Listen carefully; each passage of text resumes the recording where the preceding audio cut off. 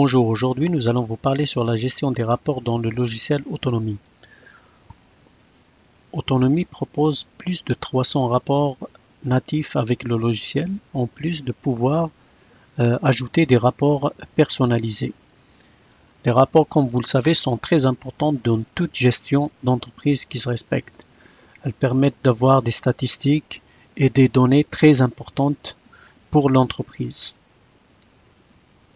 Les rapports sont divisés par groupe d'éléments selon les modules installés. Par exemple, si on va dans la section clients et ventes, dans les rapports, on a tous les rapports qui sont liés aux clients et leurs transactions. La même chose dans tous les autres groupes, comme par exemple livraison aussi. On a toute la liste des rapports de livraison par produit, par représentant, par contrat, etc. On remarque qu'il y a bien sûr des sous-rapports. Par exemple, dans rapport de livraison, il y a plusieurs sous-rapports liés, détaillés et sommaires. On va vous montrer maintenant comment accéder aux différents rapports. À gauche de chaque groupement, par exemple de produits, il y a le petit bouton rapport. Il suffit de cliquer sur la petite flèche en bas. La même chose pour les autres groupements, inventaire, livraison. Dans la section produits et livraison, on a les rapports des produits, les rapports d'inventaire, les rapports sur les livraisons, les rapports sur les locations, etc. Dans l'aperçu avant impression des rapports, plusieurs opérations peuvent être effectuées. On peut faire de l'édition, de la modification et surtout de l'exportation des rapports vers la plupart des fichiers connus comme Excel, Word, etc. Pour cela, il suffit d'ouvrir un rapport. Par exemple, on va choisir la liste des clients actifs. On clique sur la liste des clients actifs. Ça va ouvrir l'explorateur du rapport. Cette fenêtre ressemble à l'explorateur d'un fichier PDF. Cette fenêtre est composée de 3 zones. On a la zone en haut qui contient la barre d'outils avec toutes ces options. On a au milieu l'aperçu en question du rapport et on a à gauche une vue miniature de la totalité des pages qui composent le rapport et pour descendre, il suffit de glisser vers le bas. Maintenant, on va vous expliquer les différentes fonctionnalités qui s'offrent dans cet aperçu avant impression. Dans la barre d'outils en haut, on a plusieurs onglets. Le premier onglet, c'est l'aperçu qui nous permet de gérer tout ce qui est aperçu du rapport, de régler les différentes tailles, les déplacements, de faire des zooms sur le rapport. Le deuxième onglet, c'est impression, qui nous permet de gérer tout ce qui est lié à l'impression du rapport. Le troisième onglet, lui, c'est l'option d'exporter le rapport. Comme vous remarquez, il y a plusieurs possibilités d'exportation. On a aussi l'onglet de recherche qui nous permet de rechercher des mots à l'intérieur du rapport. Et enfin, on a la possibilité de faire de l'édition à l'intérieur du rapport avec l'onglet Annoter pour les annotations. On commence par vous expliquer l'onglet Aperçu. Premièrement, on a la possibilité d'adapter le zoom à la largeur de la page. Pour cela, on clique sur le bouton largeur. Ça va nous afficher le rapport sur toute la largeur de la page. Si on veut afficher le rapport en page complète, on suffit de cliquer sur page entière. Comme vous remarquez, ça affiche tout le contenu de la page sélectionnée. Si on veut par contre afficher sur 2 pages, il suffit de cliquer sur ce bouton qui est 2 pages. Bien sûr, ça ne vous empêche pas de naviguer à gauche dans les différentes pages. Deuxièmement, on a les options de zoom sur le rapport. Si on clique sur le bouton déplacement, ça nous permet d'avoir une main sur le rapport, c'est-à-dire si on laisse notre doigt sur la souris, on peut naviguer à l'intérieur du rapport. Deuxièmement, on a l'utilitaire sélection qui nous permet de sélectionner un ou plusieurs textes à l'intérieur du rapport afin de les copier ou de les utiliser ailleurs. Il suffit de cliquer avec le bouton gauche de la souris et de glisser le doigt pour faire la sélection. Troisièmement, on a un utilitaire intéressant qui est le Mir. Ça nous permet de se positionner à l'intérieur du rapport si on veut plus de lisibilité, par exemple sur une ligne pour lire toutes les informations. On clique sur Mir. Ça nous donne en fait des pointillés qui nous permettent de se positionner. Il suffit juste de bouger la souris d'en haut en bas ou gauche à droite pour se positionner sur une ligne.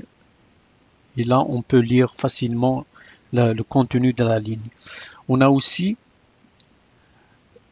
l'option annotation qui va nous ramener directement à l'onglet annotation qui permet de faire des modifications et de l'édition à l'intérieur du rapport. On a premièrement l'option pinceau qui nous permet d'écrire en format pinceau à l'intérieur du rapport. On a aussi la possibilité d'insérer différentes formes comme les flèches dans le rapport. On peut insérer des rectangles. On peut aussi insérer du texte. Autonomie aussi offre la possibilité d'insérer des images dans un rapport.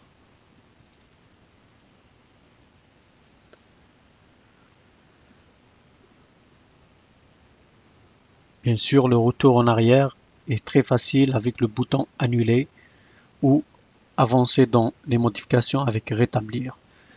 Une autre option très intéressante, c'est l'utilisation du filigrane. Pour cela, il suffit de cliquer sur filigrane et là, Autonomie nous propose des modèles préétablis. On peut choisir le modèle qu'on veut. Ce modèle peut être utilisé soit dans le rapport, soit dans les duplicata, soit sur les deux. Bien sûr, ça peut être personnalisé à volonté. Il suffit d'aller dans Texte, de modifier. On peut modifier la police du texte, la taille et l'opacité de ce texte, ainsi bien sûr que la couleur du texte. Valider avec OK. Et là, on a notre filigrane qui est inséré sur toutes les pages du rapport. On peut aussi gérer l'épaisseur des éléments qu'on a utilisés ainsi que leur couleur. On revient sur l'onglet aperçu. Maintenant, l'option zoom lasso, ça nous permet de zoomer dans une partie déterminée dans le rapport. Par exemple, si on veut zoomer juste sur sa partie, on sélectionne ça, on laisse notre doigt appuyé sur le bouton gauche, on lâche et ça nous zoome sur la partie qu'on a sélectionnée. On a aussi la possibilité de faire un zoom pour agrandir et rapetisser l'aperçu. Il suffit de cliquer sur la petite loupe plus pour faire agrandir l'aperçu ou la loupe moins pour faire diminuer la taille de l'aperçu. On a aussi la possibilité d'afficher ou de ne pas afficher le volet des miniatures qui se trouve à gauche. Il suffit de cliquer sur le bouton volet miniature et ça fait disparaître le volet qui est à gauche. Pour le faire réapparaître, il suffit de cliquer une deuxième fois. Cette section nous permet là de naviguer entre les pages pour passer d'une page à une autre rapidement. Il suffit de faire plus vers le bas ou de revenir en arrière vers le haut ou taper directement le numéro de la page, ça nous ramène au numéro de la page directement. Autonomie aussi nous permet de créer et de modifier l'état. Bien sûr, cette opération ne peut être faite que par une personne professionnelle parce que les risques sont grands. Le deuxième onglet qui est dans l'aperçu de l'impression, c'est la gestion de l'impression. On clique dessus sur imprimer et là on a la possibilité soit de lancer l'impression directement, soit de choisir l'imprimante qu'on veut utiliser pour le rapport. Par défaut, le système choisit l'imprimante par défaut du système. On a aussi la possibilité d'accéder aux propriétés de l'imprimante si besoin. Ici, on peut modifier la couleur de l'impression. On imprime par couleur, en noir et blanc, ou si l'imprimante le permet, d'imprimer en recto verso. Là, c'est la gestion des pages pour l'impression. On peut imprimer toutes les pages, soit la page courante ou des pages déterminées. Et là, c'est le nombre de copies de pages qu'on veut imprimer. Une autre section très importante dans des rapports est l'exportation. Ça nous permet d'exporter notre rapport sous différents formats. On peut faire un duplicata, enregistrer un duplicata. Cet enregistrement va s'effectuer sous le format DPL. Il faut juste s'assurer qu'on a l'utilitaire nécessaire pour ouvrir ce genre de fichier. On peut exporter vers un fichier Word, Excel, PDF, HTML, XML.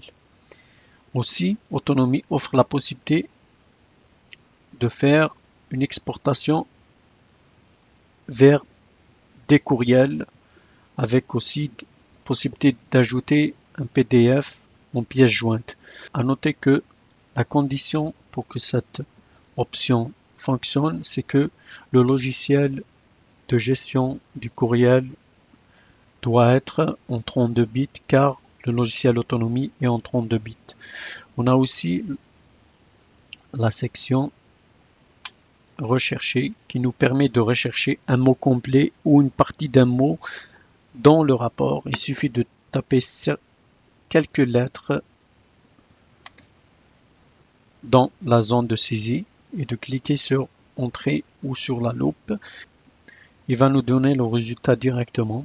Si on veut rechercher par mot complet, il suffit de cocher sur mot complet. Si on veut respecter les majuscules et les minuscules, on clique sur respecter la case. Ces deux boutons nous permettent de passer d'un résultat trouvé à un autre. Et le dernier onglet, c'est l'annotation qu'on a déjà expliqué qui nous permet de faire de l'édition à l'intérieur de notre rapport. J'espère que cette vidéo vous a servi. Si vous avez d'autres questions, n'hésitez pas à nous contacter, soit par téléphone au 1-800 949 6268 ou par courriel à support@commercialsoftbank.ca ou bien sur le site de Softbank qui est au www.softbank.ca. Et merci.